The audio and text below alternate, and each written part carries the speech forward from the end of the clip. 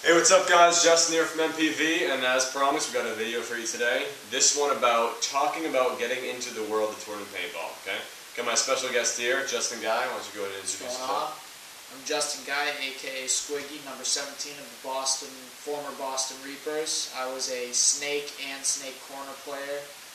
I played for Boston Reapers Blackline in my 2010 season, and ended up getting injured postseason going into 2011, and ended up coaching the Blackline in 2011 instead of moving up to D4, which kind of sad, but it happens.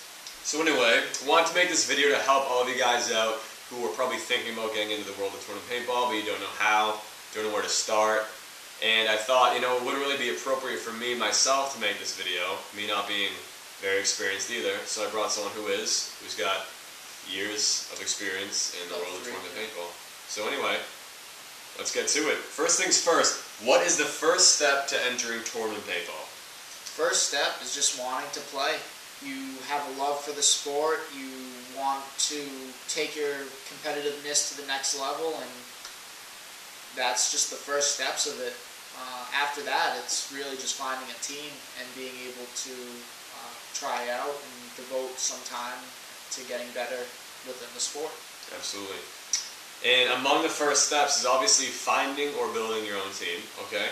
And there are a few ways you can go about doing this, alright? Obviously you can find some friends of yours who play the sport, ask them if they want to form a team, but that's not the only way. You can also go on forums such as PB Nation, Tech PB, go in the free agent threads, the team threads, the regional forums, and just post there. Someone might find your thread, send you some messages, meet up. Also, you can go to your field and I met my team at my original home field, which was at Kennedy Paintball. I ended up at first not even having a knowledge of wanting to play for the Reapers. Ended up scrimmaging them a few times, would attend informal team practices, even played three-man tournaments, which is a way I highly suggest to, even if you're thinking of building a team starting off, start playing three-man tournaments. It's a great way to see if it's for you and test your skills and see if you'll be able to move up within the sport, and also it's a great way at meeting people that you could potentially also recruit, bring you into the next way up, which is five-man. couldn't agree more. And also it's important that you also, I'll actually cut that part out, I'll skip that. Anyway, next step, what will you need exactly as far as money, experience, time, all that? First of all, it's a no-brainer, it's going to involve a lot of money, okay? A lot of money. Any paintball player, from the seasoned vet in the tournament paintball world to a weekend warrior, knows that paintball is not a very cheap sport, okay? It's pretty expensive. That's why people call it a luxury sport, alright? And easily the most expensive form of playing paintball is tournament paintball. You gotta now, instead of, paying your low field admission fees, you gotta pay tournament entry fees, which are often in the hundreds of dollars. And you're going to be shooting tournament grade paint, which is top of the line paint. You're going to be paying probably about $80 a case, or possibly more depending where you go. About 1 or 2 boxes per person. And team fees you usually split between the teams, so it may be expensive, but at least you're not paying $125 per team and it's coming all out of your pocket. So yeah. Expenses are split. Okay. As far as experience, you don't need much, okay? Obviously, if you're not playing tournaments, you have no tournament experience. However, I would recommend before you go into tournaments that you do have some, a few years of solid understanding of the game, playing rec ball, playing some, tournament type gameplay, some gameplay where you're understanding how tournaments kind of work, the gameplay. I obviously would not recommend someone who has not picked up a marker before saying, you know what, paintball seems fun, why don't I go ahead and play tournaments? That's not the route I'd take.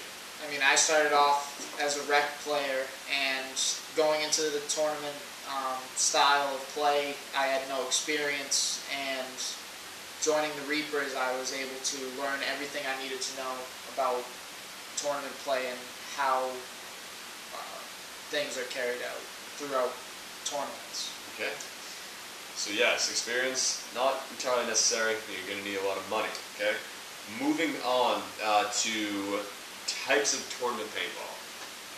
I mean, you have your 7-man, you have your 5-man, you have your 3-man, you have your X-Ball, you have your Millennium, you have NEXL, all different types of tournaments, all run basically the same way. 7-man, you have 7 people, you're shooting semi, basic capture the flag rules, which everyone that starts playing you'll eventually learn. You have your 5-man, which is just a smaller version of 7-man. You're just dealing with 5 people. Then you have your 3-man, which is just a step down from that. Then you have X-Ball, which is you're in a ramping mode in your gun where you're just single pulling the trigger and you're shooting about 12.5 balls per second constantly. The scoring's a lot different. You are based on points. You have your race to 2, race to 3, race to 5, whatever it be, depending on the tournament, depending on the rules, and it's timed. So throughout the whole match, you're trying to gain points while playing within a time. I personally would kind of relate it to how football is played, except it's not. But other than that, you have Millennium, which is a European league.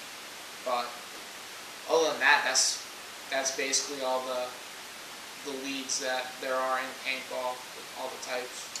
Okay. Choosing a level of play, meaning the multiple divisions they have in ranked tournament play, okay? If I understand this correctly, you can start off, Division 5 being a beginner division, that's where you start off, and you rank downwards to Division 1, semi-pro, and then to pro.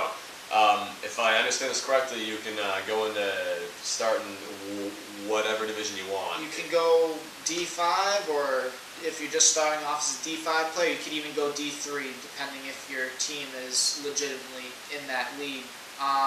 It doesn't matter where you start. Personally, especially if you're just starting to get into tournaments, I say start D5. It's a great learning experience, and although it's beginner, the tournaments can get pretty tough. I speak from experience. Tournaments, especially in any division, are not an easy thing. You're always fighting for your positions. Okay. And if you do start in a lower division, or higher I should say you start in D3 instead of Division 5, when you start in Division 3, you don't perform well, do you get ranked back towards D5? If your team doesn't do well, is that how it works? I'm not sure about that rule.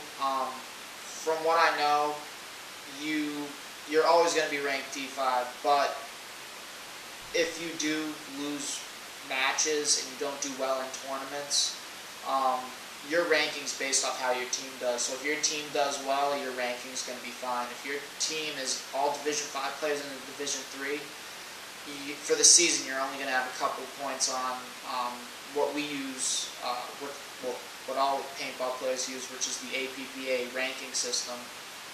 You won't get that much of a gain in the points. You'll maybe have like 10 points by the end of the season if you played one tournament or something. All right then. Moving on to the popular gear that people use. Now it's a pretty important thing that gear and in your apparel, your jersey, whatever, is not very important, okay? You'll hear it time and time again throughout your paintball life that the gun does not make the player, and I can't stress enough how true that is, okay? Don't get too intimidated by these people that have $1,000 guns and high-end guns and all the, fancy matching jerseys that look professionally done. It's not what makes the player, okay? The gun does not make a player. It might help the player. It does play a small role, a very small role in how well they do, but for the most part, it's all of the player's individual skill. All skill. So a 13-year-old whose mom buys him a brand new DM, he's probably not going to play well, and you'll be able to take him out with some cheap gun. Okay? I mean, he could, depending on how much practice he's put into the sport. It's all based on the player's experience. But I've seen people that played with Tipmans against people that played with, an ego, for instance, and got completely murked and destroyed by someone that was using a Tipman just because they outskilled them.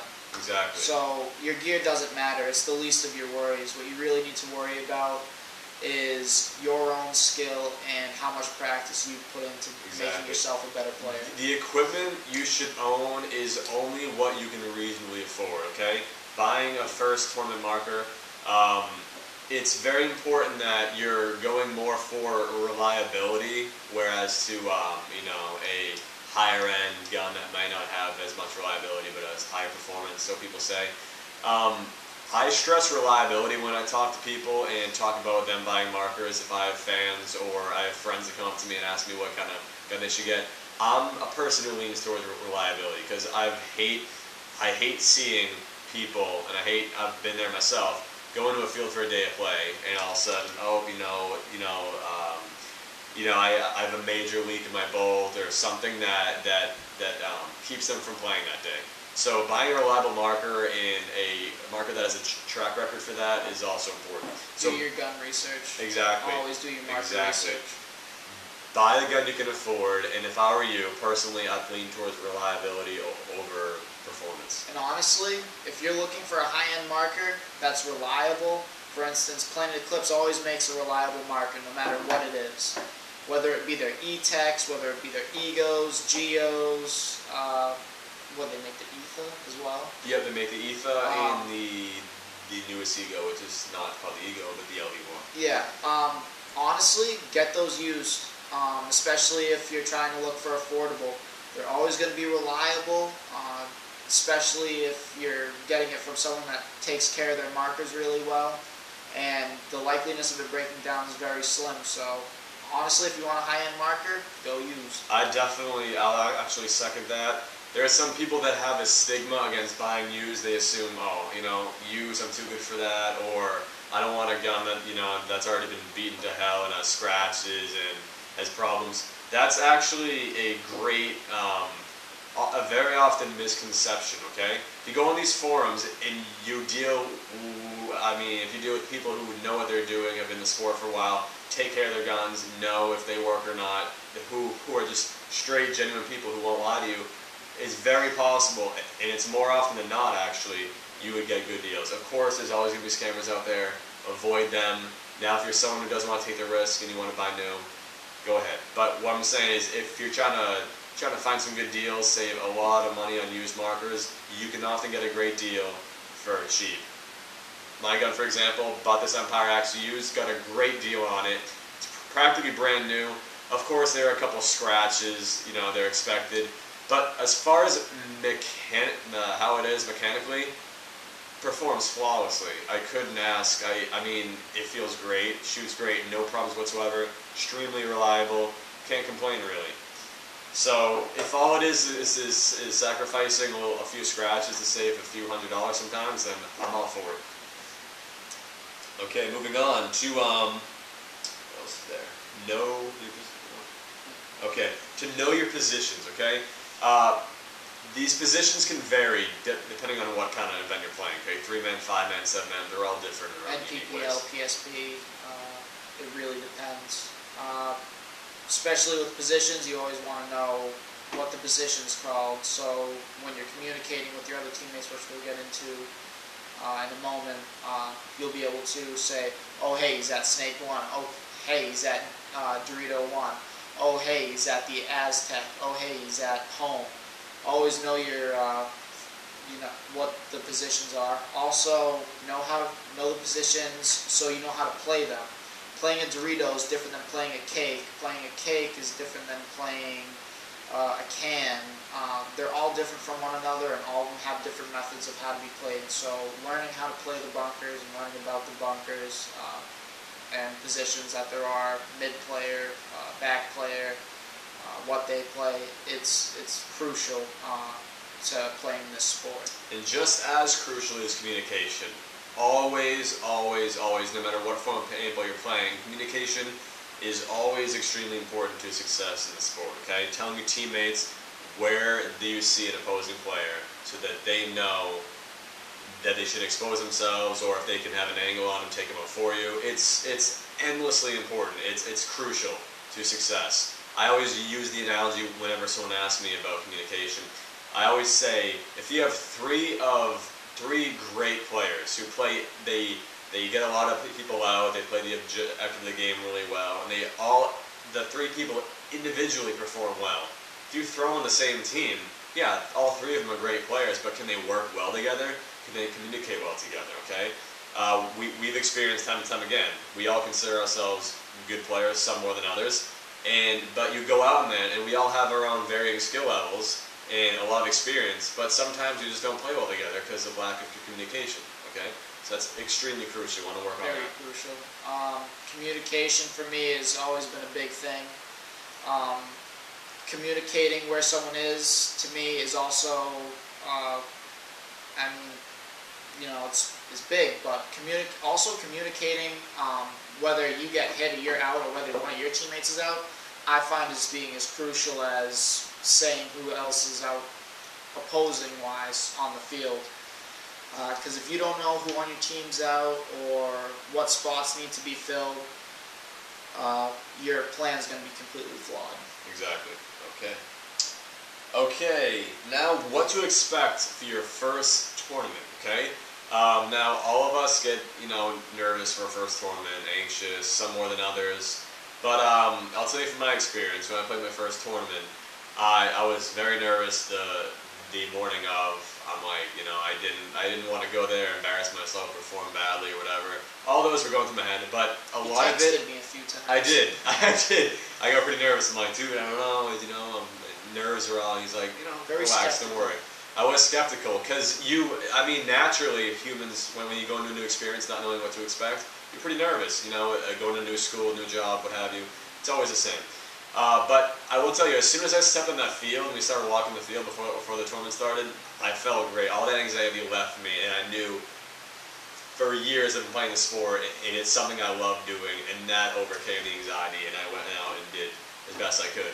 And we didn't perform as well as we'd like that day, but we still enjoyed the heck out of the day. Had a great day of paintball. Still got wins Great too. teams. We did get some wins, so it wasn't all bad that day. But definitely, it's something you should try and manage your anxiety about. Try and get a good night's sleep. I know it's gonna be hard to sleep maybe for some of you. I used to party it up when I was with the Reapers. We'd get hotels and we'd that was a fun time. Yeah, you wake up, make sure you eat a nice, good breakfast so you're not passing out. I've heard some horror stories involving that, where you wake up, you're like, I don't feel like I need to eat anything, I don't feel like eating. And then, you're like dead tired or you're nauseous halfway through the day. It's not something you want to do, okay? Make sure you're bringing extra batteries, okay? And not only extra batteries, but extra batteries. You can never be too prepared, in my eyes. And change your batteries before tournaments, no matter what it is. Hopper, gun, I don't care if you just changed them last week. I don't care if you didn't use the marker before then. I don't care if you changed it 5 days ago. I don't care if you changed it an hour ago. Change your batteries before the tournament, the night before. That way, when you get onto the field, I got fresh batteries in my gun, I got fresh batteries in my hopper, I'm ready to go. This is going to be no gun problems throughout the day. The only other problems that you could really have are just gun malfunctions, which are unavoidable at times, but as long as you have a well-kept gun, absolutely, you're all set. Okay. And yeah. So anyway, you want to make sure you're going out. As soon as you arrive and you're geared up, you want to make sure you walk the field, get all the angles, make sure your entire team's there. You're all exchanging ideas, talk about angles, go behind bunkers, make sure you guys know what side of the field, or Dorito side, Snake side. What sides do you plan on playing for your first game and throughout the day? Make sure you all know, and you're all sharing ideas. There's not really such thing as sharing a bad idea. So you might point out something that someone doesn't see. Okay, it's really important that you guys obviously communicate as a team. Make sure you're aware of different angles that someone else might not. Find your dead zones. Find your angles. There's going to be, even on some fields, there's going to be those gaps where you're going to be saying, all right, I'll run this way. I'll be running towards Snake. I'll make a dive in. when clearly there's a giant gap in between that space, and there's just going to be a lane coming straight down there, and the opposing team's going to shoot for that because they know, 9 times out of 10 there's going to be that player that's going to make that run through that spot, and they're just going to get G'd. We'll also try and make a video in the future when we're actually at the field about different things you can do to walk the field when you're preparing. So, as for right now, we're going to move on. Always stretch beforehand. Absolutely. Small thing, just limber up, gets you ready to go for all the matches. Stretch in between matches. It's always a good thing, and plus you won't pull anything. And lastly, honestly, bring your game face. Always bring your game face. If you're not ready to play and you're skeptical about things and you're going to stay skeptical and you're just kind of laid back, or you're going to continuously be nervous and you're not going to have fun and you're not ready to play and you don't have that game face, the day could potentially go pretty not as you planned. Yeah. You bring your game face and you're ready to go. Maybe things won't go as planned, but at least you'll A, have fun, and B, you'll be able to really put all of your work and effort and time that you've put into practicing into that tournament or what have you that you're going to be playing. Exactly. And it's always important to keep in mind that if you ever find yourself stressed about a tournament, you're not doing well during a game, always trying to find a bright side. At least you're out there playing, you're having fun, because that's really what we all play paintball for. We don't play paintball to not have fun. For me, paintball's not something I do that I don't want to do. I don't go to I don't go and play and be like, oh, I can't believe I have to do this. No one's forcing you to play paintball. You're doing it to have fun. So it's important not to lose sight. Don't be so focused on getting that trophy that you're going to not have fun while you're doing it. Or else you're going there, you're wasting all your money on entrance fee and paint to not enjoy yourself, which doesn't really make sense. So make sure you're always enjoying yourself, no matter Always what be a the good outcome. sport. Always. And also, going back to being prepared, it never hurts to pack your stuff the night before, the day before, the latest. Go through a checklist, make sure you're not forgetting anything. You don't want to be that guy at the field who's like, walks out, oh, I can't find my Allen key set or something, or has to borrow for some. It's always a pain. Just don't be that guy. Just have that backpack ready the night before. I always do. You just grab, just grab it, in leave, the car. And you're all set. Okay then, so that should do it for this video, guys. Thank you for watching. If you have any further questions, do not hesitate to leave a message, comment rather, or send us a message. Find us on Twitter, Facebook, what have you. Thanks so much, guys. Hope this helped you guys. Signing out for Justin as well as Squiggy. Thanks, guys.